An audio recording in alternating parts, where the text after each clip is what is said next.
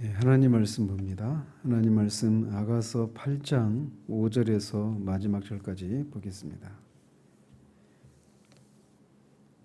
8장 5절에서 14절까지 같이 읽겠습니다. 그의 사랑하는 자를 의지하고 거친 들에서 올라오는 여자가 누구인가? 너로 말미암아 내 어머니가 고생한 곳, 너를 낳은 자가 애쓴 그곳 사과나무 아래에서 내가 너를 깨웠노라. 너는 나를 도장같이 마음에 품고 도장같이 팔에 두라. 사랑은 죽음같이 강하고 질투는 스월같이 잔인하며 불길같이 일어나니 그 기세가 여호와의 불과 같으니라. 많은 물도 이 사랑을 끄지 못하겠고 홍수라도 삼키지 못하나니 사람이 그의 온 가산을 다 주고 사랑과 바꾸려 할지라도 오히려 멸시를 받으리라. 우리에게 있는 작은 누이는 아직도 유방이 없구나. 그가 청혼을 받는 날에는 우리가 그를 위하여 무엇을 할까? 그가 성벽이라면 우리는 은망대를 그 위에 세울 것이요 그가 문이라면 우리는 백향목 판자로 두르리라. 나는 성벽이요 내 유방은 망대 같으니 그러므로 나는 그가 보기에 화평을 얻은 자 같구나. 솔로몬이 바알 하몬에 포도원이 있어 지키는 자들에게 맡겨두고 그들로 각기 그 열매로 말미암아 은천을 바치게 하였구나. 솔로몬 너는 천을 얻겠고 열매를 지키는 자도 200을 얻으려니와 내게 속한 내 포도원은 내 앞에 있구나. 너 동산에 거주하는 자야, 친구들이 내 소리에 귀를 기울이니 내가 듣게 하려무나. 내 사랑하는 자야, 너는 빨리 달리라. 향기로운 산 위에 있는 노루와도 같고 어린 사슴과도 같아라. 아멘.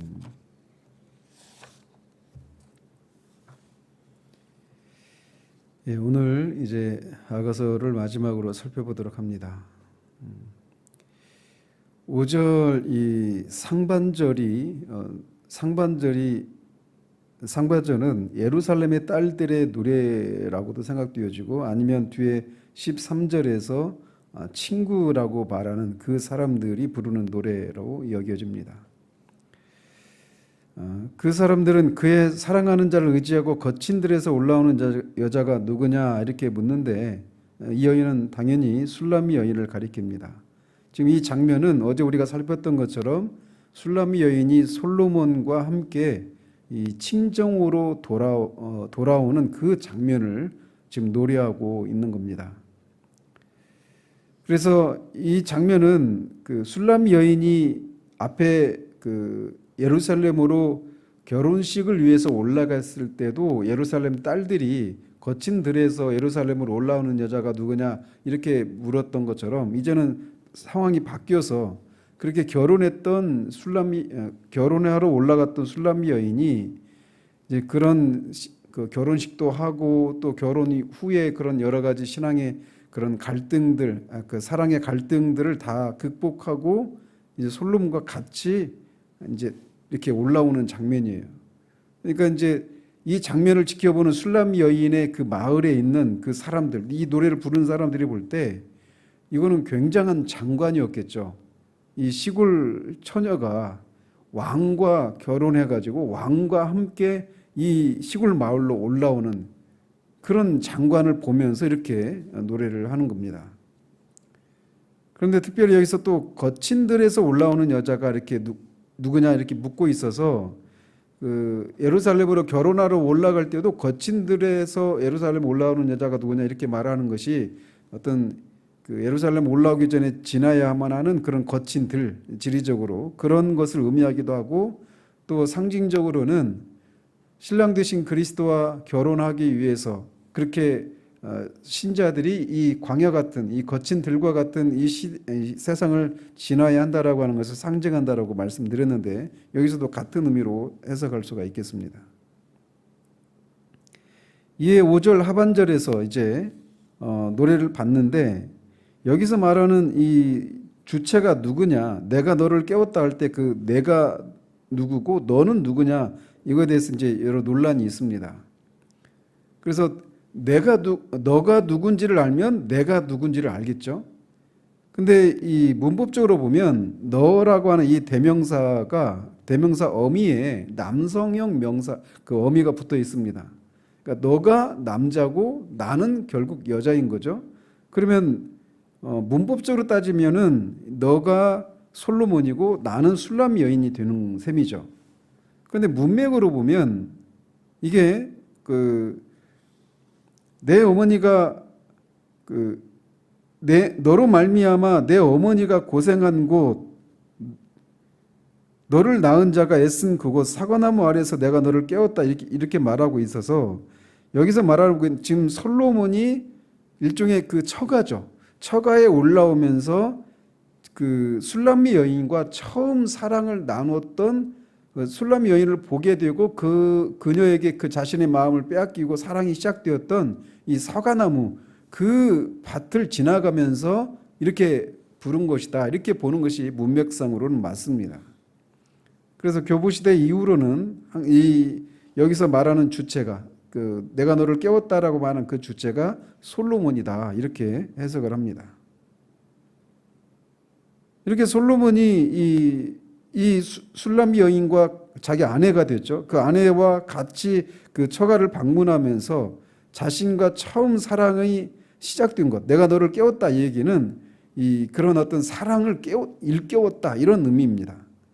그래서 그녀를 그렇게 둘 사이의 사랑이 시작된 그 장소를 지나면서 이렇게 얘기하고 있어서 그런 장면인데 이렇게 사랑이 시작된 장소나 어떤 사건을 회상하는 것은 두 사람 사이의 사랑을 더 돈독하게 하는 그런 유익이 있죠. 우리도 막 그런 게 있잖아요. 결혼하기 전에 우리가 만났던 곳 또는 어떤 들렀던 곳 또는 어떤 사건들 같이 얘기하면서 다시금 우리의 그런 흐트러진 또는 차가워지거나 형식화된 그런 사랑이 다시금 이렇게 새롭게 되는 그런 효과가 있는 것처럼 여기서도 같은 것을 얘기하고 있는 겁니다. 이것은 신자와 그리스도와의 사이에서도 마찬가지예요. 그래서 주님이 먼저 우리를 사랑하신 그 사랑을 다시 회상하는 이런 것을 통해서 주님을 향한 우리의 사랑이 다시 이렇게 돈독해지는 그런 효과가 발생되는 것이죠. 특별히 여기서도 솔로몬이 내가 너를 깨웠다 이렇게 말을 하고 있어서 사랑이 솔로몬으로부터 시작되었다라고 하는 것을 말해줘요. 이것도 마찬가지로 하나님을 향한 우리의 사랑도 우리가 먼저 시작한 것이 아니라 하나님이 먼저 우리를 사랑하셔서 그 아들을 십자가에 내어 주기까지 하시는 그 일을 통해서 우리를 향한 하나님의 사랑이 시작이 되었고 우리도 그 사랑에 힘입어서 하나님을 사랑하는 것이 가능하게 되었던 것이죠. 그리고 또 6절과 7절은 또 누가 한 것인가에 대해서도 논란이 있습니다. 근데 문맥상 이 솔로몬이 앞에서 그 처음 사랑이 시작된 것을 회상한 것에 대해서 술람미 여인이 화답을 하고 있는 것이다. 이렇게 보는 것이 합리적입니다. 그리고 이 6절과 7절이 이 아가서의 주제절이라고 할 수가 있어요. 술람미 여인은 이렇게 솔로몬으로부터 시작된 그 사랑이 지속되기를 요청하면서 완전한 사랑의 특징을 노래하고 있는 겁니다. 너는 나를 도장같이 마음에 품고 도장같이 팔에 두라. 이렇게 얘기하는데 이 당시의 도장은 한 사람의 권세나 또는 어떤 재산에 대한 권리를 보증하는 그런 귀한 물건이었습니다. 오늘날도 마찬가지죠. 도장은 그런 효과가 있는 것인데 그러다 보니까 그 도장을 팔에 끈으로 매달아 가지고 다녔다고 합니다. 그 창세기 38장에 보면 이 유다가 다말을 창녀로 생각하고 그 관계를 맺으면서 어떤 대가를 요구할 때 뭘 주기를 원하느냐 하니까 도장과 끈과 지팡이를 달라 이렇게 요구하는 일이 있었는데 밖에 다니는데도 그렇게 도장을 가지고 다녔단 말이죠. 그러니까 결국 이렇게 말하고 있는 건 뭐냐? 이 술람미 여인이 도장같이 마음이 품고 도장같이 팔에 두라 이런 얘기는 솔로몬이 자신을 그렇게 도장을 팔에 두르는 것처럼 늘 자신을 가까이 두고 또 그렇게 귀하게 여겨달라 이거를 이렇게 요청하고 있는 겁니다. 그러니까 오늘날의 그런 문화적인 생각에서는 굉장히 이렇게 투박한 그런 표현이기도 하죠. 그러나 그런 문화적인 그런 그 문맥 속에서 얘기하면 이런 의미가 있는 거예요. 늘 나를 가까이 두고 귀하게 여겨달라. 그 도장을 잃어버리면 자신의 권세나 재산을 잃어버리는 것이기 때문에 그걸 잃어버리지 않기 위해서 늘 그렇게 조심하고 하는 것처럼 자신을 그렇게 여겨달라 이렇게 얘기를 하는 것입니다. 이거는 우리가 주님과의 관계 속에서도 마찬가지입니다. 주님께 우리가 늘 주님이 우리를 지켜주시고 우리를 향하신 주님의 사랑을 늘 우리에게 말씀해 주시고 나를 이렇게 보호해 달라고 하는 이런 나를 이렇게 귀하게 여겨달라고 하는 그런 요청을 우리가 주님께 요청할 수 있는 그런 모습이라고도 할 수가 있겠습니다. 그러면서 이제 사랑과 질투에 의뢰해서 자신을 일평생 사랑해 달라고 요청을 합니다. 이 사랑은 이라고 하는 말 앞에 우리말은 번역이 생략되어 있지만 원어에 보면 진실로라고 한 이렇게 번역될 수 있는 키라고 하는 단어가 있습니다. 그래서 진실로 사랑은 죽음같이 강하고 질투는 스올같이 잔인하며 이렇게 얘기를 하는 것이죠. 그런데 이제 사랑과 질투의 관계는 동전의 양면과 같은 것입니다. 그래서 질투라고 하는 것은 독점적인 사랑이 깨어졌을 때 일어나는 그런 마음이어서 궁극적으로는 그 대상을 사랑하는 것에서 나오는 그런 감정이란 말이죠. 그래서 결국은 같은 것을 얘기하는 거예요. 사랑은 죽음같이 강하고 질투는 스올같이 잔인하다. 얘기는 같은 것을 이렇게 다른 표현으로 강조를 하고 있는 것이죠. 그럼 이게 뭐냐? 죽음같이 강하다라고 하는 것은 이 아담 안에서 모든 사람이 죽을 수밖에 없지 않습니까? 그리고 그 죽음을 어떤 것도 막을 수가 없어요. 피해갈 수가 없습니다. 그러니까 사랑의 기세를 그렇게 얘기하는 거예요. 사랑을 어떤 것도 막을 수가 없다라는 것입니다. 그리고 스올도 죽은 사람이 가는 곳이 스올인데 그렇게 사랑이 그런 특징을 가지고 있다라는 거예요. 죽으면 모든 사람이 다 그렇게 스올에 가야 됩니다. 그것을 막을 수가 없어요. 제지할 수가 없단 말이죠. 사랑의 기세를 그렇게 비유하고 있는 겁니다. 누구도 피해갈 수 없고 누구도 그 죽음을 막을 수가 없는 것처럼 사랑도 그렇다라는 거예요. 그래서 완전한 사랑은 진정한 사랑은 어떤 것도 그것을 막을 수가 없다라고 말을 하는 겁니다. 그런 사랑으로 자신을 사랑해 달라고 요청하고 있는 거예요. 또 그거 사랑을 불길에 비유하는데 불길같이 일어나니 그 기세가 여호와의 불과 같다. 이번 주 수요 기도회 때도 우리가 말씀드리지 않습니까? 하나님은 자기 성품에 일관되게 행동하시는 분이시다라고 말하면서 그것이 악에 대해서는 반드시 진노를 바라시는데 그 진노를 바라실 때 불과 연결해서 성경이 말한다라고 말씀드리지 않았습니까? 그래서 그 불은 이 태워져야 될 것들이 다 타기 전까지는 절대로 그 불이 꺼지지 않습니다. 악이 다 소진될 때까지 하나님의 진노가 사라지지 않고 그렇게 불처럼 활활 타오른다라고 진노가 그렇게 활활 타오른다라고 말씀드렸는데 바로 거기에 비유하고 있는 거예요. 그래서 이 사랑이라고 하는 것은 여호와의 불과 같이 절대로 어떤 것도 그것을 끌 수가 없다라는 겁니다. 하나님이 그것을 끄려고 하시지 않는 한은 절대로 그 어떤 것도 그 불을 끌 수 없다. 완전한 사랑이 바로 그런 거라는 거예요. 그런 사랑으로 자신을 사랑해 달라고 요청하고 있는 겁니다. 그래서 이렇게 사랑을 불에 비유하고 그 불의 기세를 이제 그 불의 기세가 얼마나 큰지 센지 많은 물도 이 사랑을 끄지 못하겠고 홍수라도 삼키지 못한다라고 말합니다. 그 여호와의 불을 끌 수 있는 것이 무엇이 있겠습니까? 어떤 홍수도. 그래서 노아의 홍수 때도 그 밖에서 막 수십 미터 그런 파도도 치고 있겠고 그런 온 천지를 다 가득 채우는 그런 홍수와 물이 있었음에도 불구하고 방주 안에 있는 노아 가족을 향한 하나님의 사랑은 어떤 것도 막을 수 없었던 것처럼 완전한 사랑이 바로 그런 특징을 가지고 있다는 거예요. 어떤 것도 막을 수가 없다. 그런데 바로 그런 사랑으로 자신을 사랑해달라 이렇게 얘기를 하는 겁니다. 그리고 그 사랑이 얼마나 고귀하고 가치가 있는 것인지 사람이 그의 온 가산을 주고 사랑과 바꾸려 할지라도 오히려 멸시를 받으리라 이렇게 말을 합니다. 이것은 마치 이 사랑이 그렇게 정말 고귀하고 순결한 것인데도 고상한 것인데 이 사도행전 8장에 있는 것처럼 성령의 은사를 돈을 주고 사려고 했던 그 마술사 시몬처럼 어떤 사람이 그 사랑을 돈을 주고 사랑을 살려고 하는 것은 멸시를 받는 일이라는 거예요. 사랑은 결코 그런 것으로 살 수 있는 것이 아니다. 이런 얘기를 하는 것이죠. 그렇게 고귀하고 순결하고 가치가 있는 그런 사랑으로 자신을 사랑해달라 이렇게 요청을 하고 있는 거예요.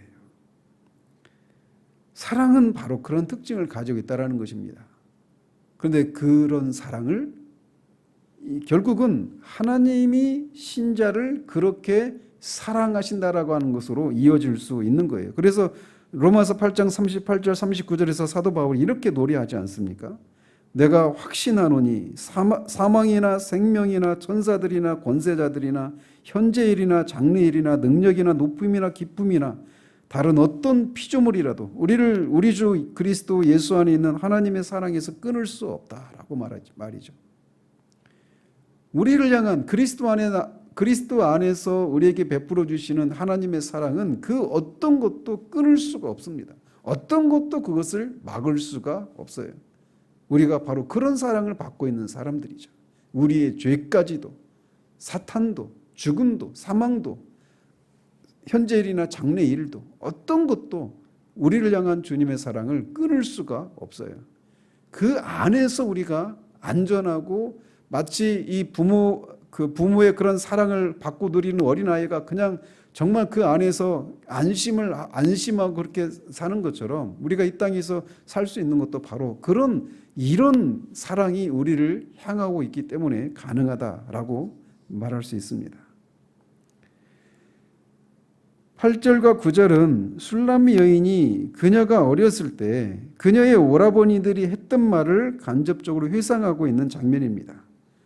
즉 그녀가 작고 아직 유방이 없는 어린 소녀였을 때 그녀의 오라버니들이 했던 말을 상기하고 있는 거예요. 그래서 무슨 말을 했느냐? 그가 성벽이라면 우리는 은 망대를 그 위에 세울 것이요 그가 문이라면 우리는 백향목 판자로 두르리라. 이게 무슨 말이냐? 이 청혼할 때 우리 작은 누이가 청혼할 때 우리가 무엇을 해줄 수 있을까? 이 말인데 이게 뭐냐? 아직은 어린 나이인데 자기 그 동생이 결혼할 때까지 자신들이 무엇을 해줄 수 있을까? 이렇게 서로 이렇게 의논하고 뭘 해주기로 했느냐? 이거를 이제 9절에서 이렇게 은유적으로 얘기하는 거예요. 그러면서 그가 성벽이라면 우리가 은망대를 그 위에 설 것이다. 이렇게 얘기합니다. 그러니까 결국은 뭐냐? 망대라고 하는 것은 성을 보호하기 위해서 세워놓은 것이지 않습니까?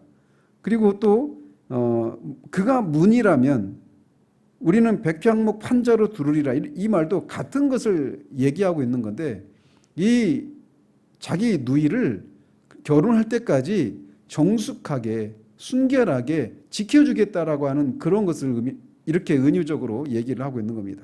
망대는 성을 지키는 것이죠. 그리고 문을 아무나 들락날락하지 않도록 그 문을 백향목 판자로 막겠다, 두르겠다. 그래서 이런 말을 통해서 결국 이 소녀를 누군가로부터 청혼을 받을 때까지 정숙하고 그렇게 정결한 현명한 그런 현숙한 그런 여인으로 그렇게 지키고 보호해주겠다. 이런 얘기를 자기 오라버니들이 했다. 이런 얘기를 회상하고 있는 거예요. 그러면서 그 말을 받아서 10절에서는 나는 성벽이요 내 유방은 망대 같으니 그러므로 나는 그가 보기에 화평을 얻는 자 같구나 이렇게 얘기하고 있는 겁니다. 즉 그녀가 그녀의 오라버니의 바람대로 정숙하고 현명한 여인이 되어서 솔로몬에게 기쁨을 주는 그런 여인이 되었다라고 하는 것을 시사해 주고 있는 겁니다.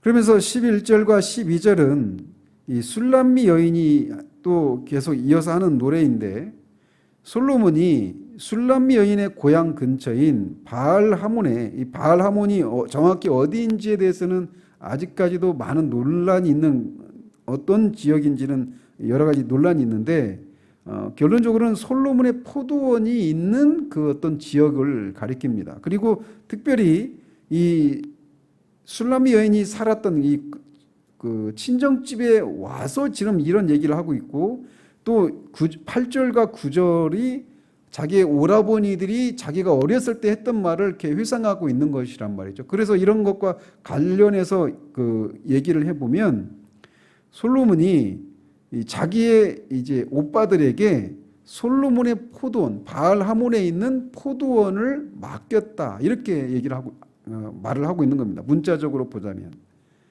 그래서 솔로몬이 이 바알 하몬의 포도원이 있는데 그것을 지키는 자들에게 맡겨두었다. 근데 그것을 지키는 자도 누구냐? 술람 여인의 오빠들이라는 겁니다. 그리고 그들에게서 열매로 이제 그 자기 받지 않으니까 소장료 같이 줘야 되지 않겠습니까? 그거를 은천을 바치게 했고, 그 결과 솔로몬은 천을 얻었다라는 겁니다. 그리고 열매를 지키는 자, 즉 오빠들은 200을 얻을 것이다, 이렇게 얘기하는 거예요. 그래서 이것은 결국 뭐냐? 솔로몬과 술람미 여인 사이의 이 사랑이 그냥 둘 사이에서 그치는 것이 아니라, 사랑은 이렇게 이웃을 향해서 그 혜택과 유익이 확장된다라고 하는 것을 이렇게 얘기를 한다라고 볼 수 있습니다. 그리고 자신도 왕비로서 자신의 포도원을 가지게 되었다라고 노래하고 있는 겁니다. 그러자 이제 13절에서는 솔로몬이 술람미 여인에게 하는 얘기입니다. 너 동산에 거주하는 자야. 친구들이 내 소리에 귀를 기울이니 내가 듣게 하려무나. 그래서 동산에 거주하는 자는 술람미 여인을 가리킵니다. 그리고 친구들은 이렇게 친정으로 신행을 온 이 술람미 여인을, 또 솔로몬을 지켜보기 위해서 모여든 술람미 여인의 친구들, 이웃들이라고 할 수 있습니다. 그래서 그 사람들이 내 소리에 귀를 기울인다. 즉 네가 노래를 불러주기를, 사랑의 노래를 불러주기를 기다리고 있으니까 내가 듣게 하라, 이렇게 얘기를 하고 있는 거예요. 그러자 그녀는 이제 14절에서 노래를 그런 요청에 답해서 노래를 하는 겁니다. 내 사랑하는 자야, 너는 빨리 달리라. 향기로운 산 위에 있는 노루와도 같고 어린 사슴과도 같아라. 이거는 앞에 2장 9절에서도 술람 여인이 솔로몬을 향해서 불렀던 노래인데, 그거를 이제 사람들 앞에서 이렇게 부르는 겁니다.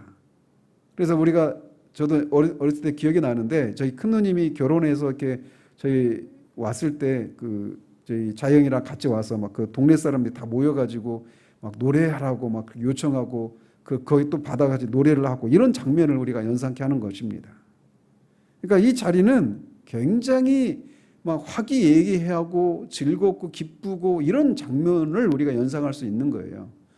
결국은 우리가 장차 신랑 되신 그리스도와 혼인잔치를 하고 거기에 모여있는 천상의 존재들과 또 모든 사람들이 다 둘러 모아서 그 즐겁고 그렇게 막 사랑의 노래를 부르고 막 우리가 돌아오면서 지금까지 주님이 우리를 어떻게 지키시고 어떤 일을 행하셨는지 이런 것들을 새 노래로 막 주님을 찬양하고 한 이런 왁자지껄하고 잔치 분위기를 연상케 하는 그런 장면이라고 할 수가 있습니다. 그런데 그 장면이 오기까지 앞에서도 5절에서도 말하고 있는 것처럼 거친들을 통과해서 이런 자리에 오게 되었던 것처럼, 우리가 지금은 거친 들과 같고 광야 같은, 그래서 고난이 있고 환란이 있는, 요한계시록에서 말하고 있는 것처럼 환란과 나라와 참음에 동참해야 되는 그런 삶을 살게 되겠지만, 궁극적으로는 어린 양의 혼인잔치, 새 하늘과 새 땅에서 그 신랑과 계속해서 영원히 그렇게 사랑의 교제를 나누는 그 날을 향해, 그곳을 향해 우리가 가고 있다라고 하는 것을 기억나게 해주는 그런 장면이라고 할 수가 있습니다. 자, 이렇게 해서 모두 아가서를 마치도록 합니다. 계속 우리가 살펴왔듯이 이것은 사랑하는 두 남녀 사이의 사랑의 노래이지만, 그리고 그 사랑이 시작되고 그런 어떤 우여곡절을 겪고 결국 여기까지 그 사랑이 점점 성숙해지고 완전해지고 여기까지 오는 그런 노래를 다루고 있는 것이지만, 궁극적으로는 하나님과 그의 백성, 또 교회와 그리스도와의 관계를, 그리스도와 신자와의 그런 사랑의 관계를 노래하고 있는 그런 성경이라고 할 수 있다고 말씀드렸습니다. 그래서 제가 아가서를 살피면서 계속 마음에 품고 있었던 그런 생각은 정말 이렇게 우리 안에서 정말 이런 사랑, 신앙은 바로 이런 겁니다. 인격체이신 하나님, 살아계신 하나님과 우리가 인격체인 우리가 서로 인격과 인격으로서 주님을 사랑하고 만나고 그 사랑이 느껴지지 않는 것 때문에 때로는 단식을 하고 또 그것을 다시 회복한 것 때문에 탄성이 쏟아져 나오고 그 사랑이 점점 주님을 향한 우리의 사랑이 점점 완전해지는, 내가 너에게 속하고 너가 나에게 속하고 이런 것이 아니라 그냥 내가 주님께 속한 것만으로도 감사하고 기뻐하고 주님을 위해서 기꺼이 우리들의 모든 것을 내어줄 수 있는 그런 것이 신앙의 요체란 말이죠. 이 아가서가 그것을 얘기하고 있는 거예요. 그래서 우리 안에서 주님을 향한 이런 사랑이 정말 새롭게 되기를 소원하는 마음으로 아가서를 우리가 살펴보았는데 정말 모쪼록 그런 것이 우리 가운데 정말 새롭게 되어지기를 바랍니다. 이 오늘 핵심 구절에서 말하고 있듯이 우리를 향한 하나님의 사랑은 정말 그렇게 죽음같이 강하고 스올보다 잔인합니다. 그리고 여호와의 불과 같이 많은 물도 끄지 못하고 홍수라도 삼키지 못할 정도로 그렇게 어마어마한 기세로 우리를 향하고 있습니다. 그 사랑을, 우리를 향한 주님의 사랑을 그 어떤 것도 막을 수가 없어요. 그런 사랑을 우리가 받고 있기에 우리도 그 사랑에 합해서 주님을 그렇게 사랑하는, 그 사랑을 잃어버리지 않기 위해서 우리가 어떤 대가라도 기꺼이 치르는 그런 용기 있는 그런 삶을 살아가는 그런 우리 모두 되어지기를 우리 주님의 이름으로 축원드립니다. 기도하겠습니다. 하나님 아버지, 이렇게 아가서를 우리가 모두 살폈습니다. 하나님 아버지, 이 남녀 간에 있었던, 솔로몬과 술람 여인 사이에 있었던 그 사랑, 정말 역동적이고 그냥 가만히 있는 것이 아니라, 정적인 것이 아니라 이렇게 동적이고 역동적으로 그렇게 역사하는 그 사랑의 특징이 하나님을 향하여, 하나님과 우리 사이에도 하나님 정말 있어서 그저 주님을 섬기는 삶이 우리가 마땅히 믿어야 될 이런저런 진리와 교리를 우리가 믿고 정해진 삶의 원리를 따라서 그렇게 살아가는 것으로 우리가 신앙생활을 다 하고 있다라고, 잘하고 있다라고 생각하는 그런 우리들 되지 않기를 원합니다. 이 둘 사이에 있었던 그 사랑이 역동적인 사랑이 있었던 것처럼 주님을 향해서도 우리가 그런 신앙생활하는 우리들 될 수 있도록 도우시옵소서. 정말 우리를 향해서 그 어떤 것도 막을 수 없는, 끊을 수 없는 그 사랑으로 지금도 우리를 사랑하시는 그 주님의 사랑을 우리가 기억하고, 정말 지금은 비록 거친 들과 같은 그런 날들을 우리가 지나고 있지만 반드시 이렇게 모든 사람들이 기뻐하고 즐거워하는 그 잔치자리에 우리가 참여하게 될 것을 기억하고 주님을 향한 사랑을 위해서 어떤 대가를 치르더라도 기꺼이 감수하겠다라는 그런 마음으로 이 거친 데를 지나는 우리들 될 수 있도록 주님 도와주시기를 원합니다. 예수 그리스도 이름으로 기도합니다. 아멘.